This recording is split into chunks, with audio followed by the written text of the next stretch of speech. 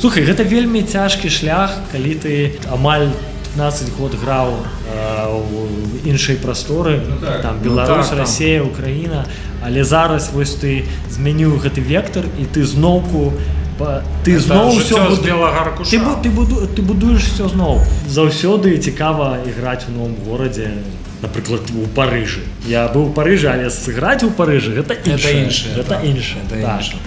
Ну і звяртацца ў тыя мясціны, дзе ты ўжо быў, і калі ведаеш, ты, напрыклад, граў там в Амстэрдаме і прыязджаеш туды зноўкі ў іншую пляцоўку і прыходзіць такі кайф. Амстэрдам кайф. Ну, шмат гарадоў оставляюць у тваім сэрцы нейкі там след, але калі ты прыязджаеш зноўку, Ужо па-іншаму.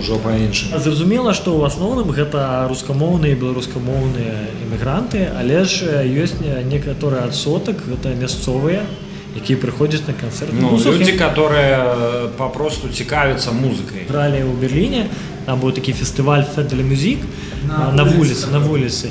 І падаецца, большая палова гэта былі мясцовыя. Вось, і ён такі падышоў, кажа: слухай, я не ведаю, што вы за гурт, я вось у гэтым доме насупраць жыву, але мне вельмі спадабалася, я вось неяк хацеў бы вас падтрымаць.